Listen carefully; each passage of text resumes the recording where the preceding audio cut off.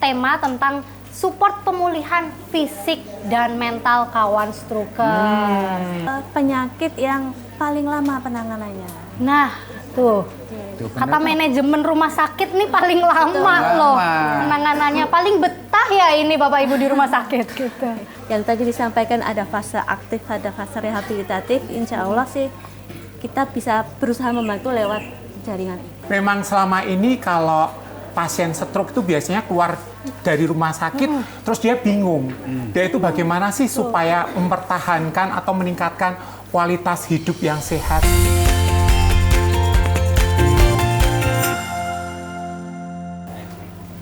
Hai kawan Makjus, selamat datang di Kedai Makjus. Memotivasi, mengedukasi, juga menghibur.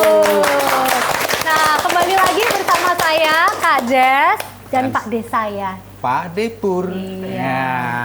Nah, hari ini nih hari yang spesial banget karena di segmen 2 ini kita ada tema tentang support pemulihan fisik dan mental kawan stroker. Nah, bersama kalau kali ini kawan-kawan saya ini yang saya bawa. Iya, nah itu Pak Depur juga belum kenalin dong. Saya kenalin dulu dari yang paling cantik, Dokter Neti. Disapa dulu dong. Hai Dokter Neti. Kasih senyuman yang paling manis dong. Nah, kali ini saya juga nggak cuma yang cantik, tapi yang paling ganteng. Dengan Pak Heru, disapa dulu. Hai Pak Heru. Halo semuanya. Tuh kan. Dokter Neti dan Pak Heru. Nah, beliau-beliau manajemen dari PT Wasaida Group. Wasaida Gitu, Group. makanya. Nah, di sini kita mengundang salah satu grup rumah sakit dan klinik karena kita pengen tahu nih kawan stroker ya. Karena banyak rumah sakit fokus itu pada fase akutnya stroke di ruang gawat darurat.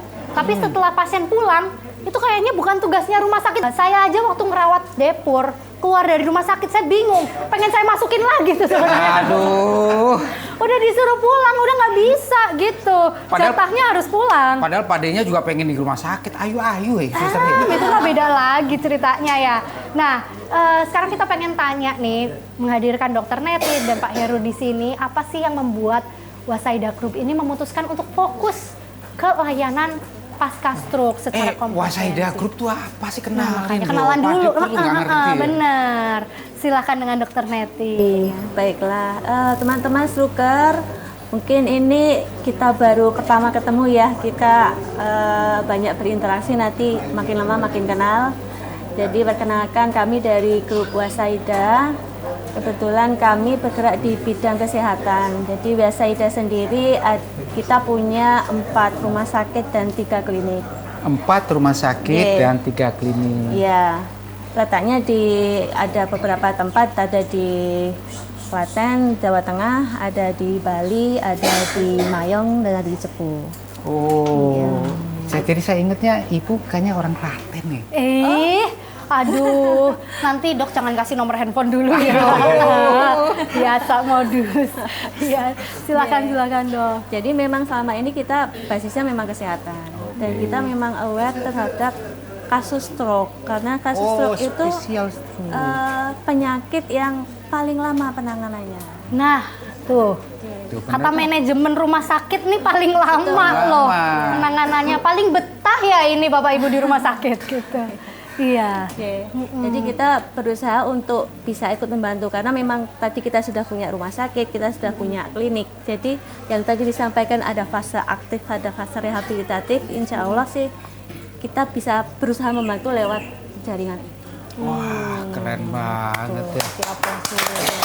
Ternyata ada yang spesial buat pemulihan kayak teman-teman Pak D ini. Iya, betul. Jadi memang concern ke situ. Terus sebenarnya konsep integrasi layanan ini dirancang untuk penyintas stroke bisa mendapatkan perawatan berkelanjutan itu seperti apa? Karena kan ada beberapa grup gitu ya, Dok ya. Nah, sekiranya ini bisa kadang kan nggak di satu rumah sakit, harus pindah lagi nih untuk mendapatkan penanganan dari awal sampai pasca stroke-nya. Nah, kalau di Wasaida sendiri penanganan terintegrasinya seperti apa? Mungkin dengan Pak Heru. Nah, Oke, baik. Terima kasih. Boleh saya menyapa Bapak Ibu semuanya? Boleh banget. Oke.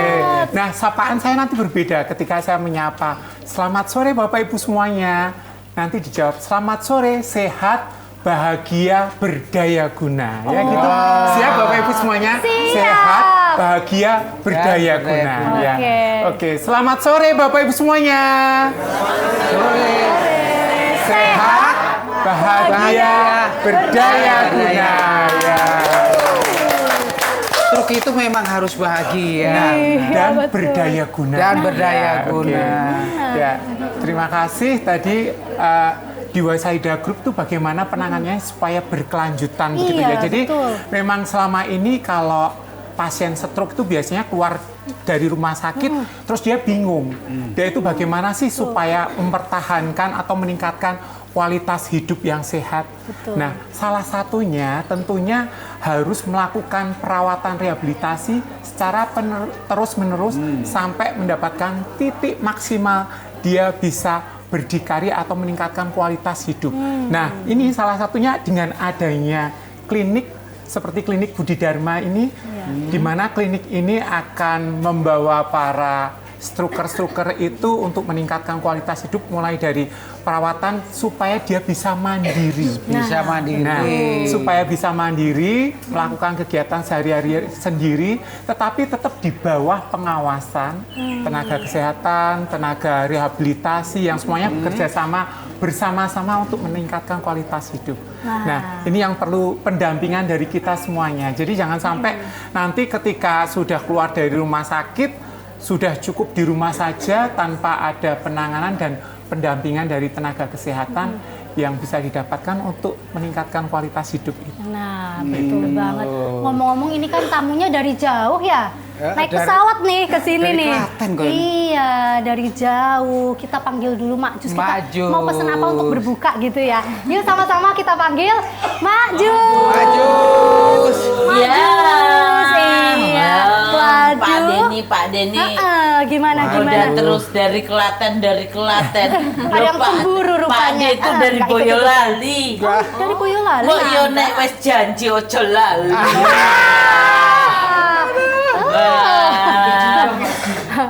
Nah, Iya. Jadi kalau ngelihat kamu tuh Padi pengen muda deh. ada. Wah, ini ada topi dari kamu nih. Oleh-oleh toh. Iya dong. Aduh. Coba ganti. Ini topi tetap optimis, pulih ideal. Coba. Yeay. Coba dulu. Kelihatan lebih muda Coba, nggak ini? coba. Gini. Tambah. Oke, Pak Denya. Lebih muda toh. Lebih muda. Lama ganteng kan? Oh. Coba Pak De tebak aku dari mana? Oh, kamu dari Magetan. Magetan. Magetan. Magetan apa? Manisnya? Kebangetan. Aduh. Coba sekali lagi, Magetan manisnya Kebangetan. Padahal dia hampir lupa sama aku. Cie, ini curhat ini. Hampir lupa. Ya wes, tak Ya udah. siapkan Nih. dulu ya. Nah, meskipun manisnya kebangetan, kita pesennya jangan yang terlalu Oh manis iya, ya. karena saya sudah manis. Benar, betul banget. Oke, tak siapkan ya Iya. untuk buka puasanya ya. Siap, makasih banyak Terima Majus. kasih, Majus. Aduh, ya udah deh kalau udah kayak gini perkara deh nanti pulang nih Depur ya. Makanya jangan suka ngomongin Magetan ke semua orang cewek gitu. Aduh, baru tahu manisnya kebangetan. Ini yang sebelah kanan saya juga. Nah kan, baru dibilang kan. Nah, siapa di sini yang sering digombalin sama Pak De saya nih? Oh. Kirim keluhannya ke sini nih.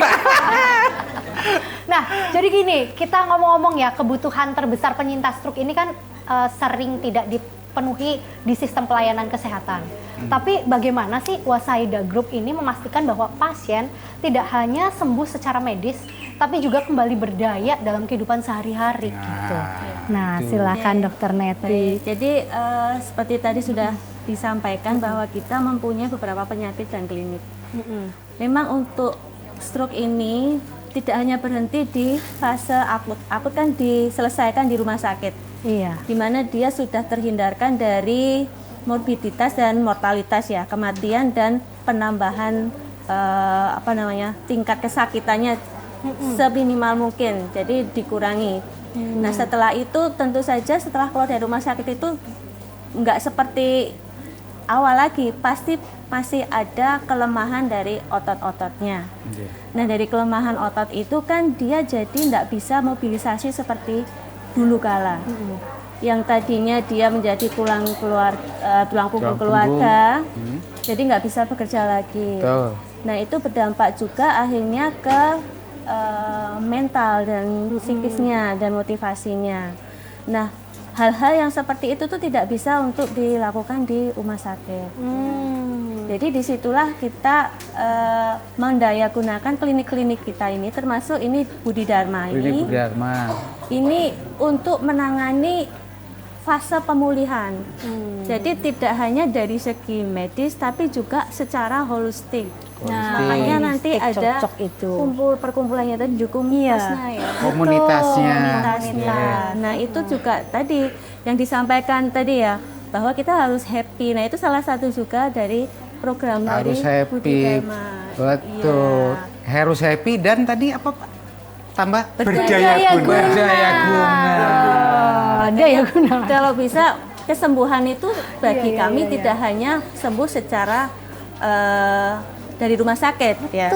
Betul. Tapi nanti sampai dia bisa percaya diri lagi, bisa Mandiri. berdaya guna dan mandiri. Mandiri dan Betul. Jadi memang concernnya dari Wasaida Group ini bukan hanya sekedar selesai di rumah sakit, tapi berkelanjutan, Depur. Makanya ada klinik-klinik yang dibangun untuk menangani pasca perawatan di rumah sakit. Nah, salah satunya dengan komunitas ini nih, gitu kan. Ada yang mau tanya? Silakan. Tak panggilin yo, Bang Jus yo. Oh iya, Bang Jus, Mau mana Bang dibantu Jus? ini yang mau Iya, tanya mana sih Bang jawab. Jus? Mainnya Iya, Bang mana? Jus, coba jangan Tolong Bang Jus. Ya, Bang Jus ya. Ponaanku tersayang itu. Oke, saya mau bertanya ini ya, terkait dengan Budi Dharma dan juga klinik-klinik lain yang konsen terhadap penanganan stroker setelah pulang dari rumah sakit. Konon kalau sudah pulang dari rumah sakit disebut sembuh, bener nggak ya teman-teman? Yang belum apa? Pemulihannya, yang tertinggal, yang menjadi sisa, begitu kan.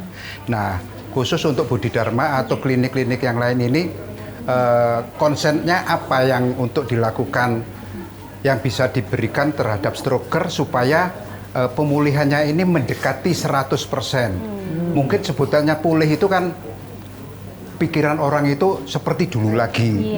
Kenyataannya sudah hilang keterampilan itu. Benar nggak teman-teman? Yang harus dilatih adalah keterampilan baru supaya mendekati normal.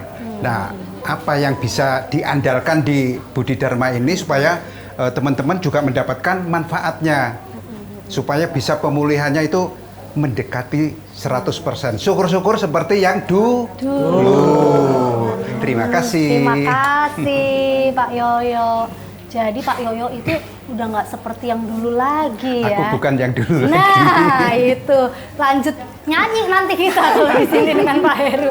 Nah jadi memang mungkin ya salah satunya itu ya dengan komunitas ini. Nah silakan Pak Heru. Iya, oke, pertanyaan yang sangat bagus sekali ya Bapak ya. Jadi memang seperti di komunitas Krishna pada saat ini kita belajar bersama-sama melakukan aktivitas secara bertahap.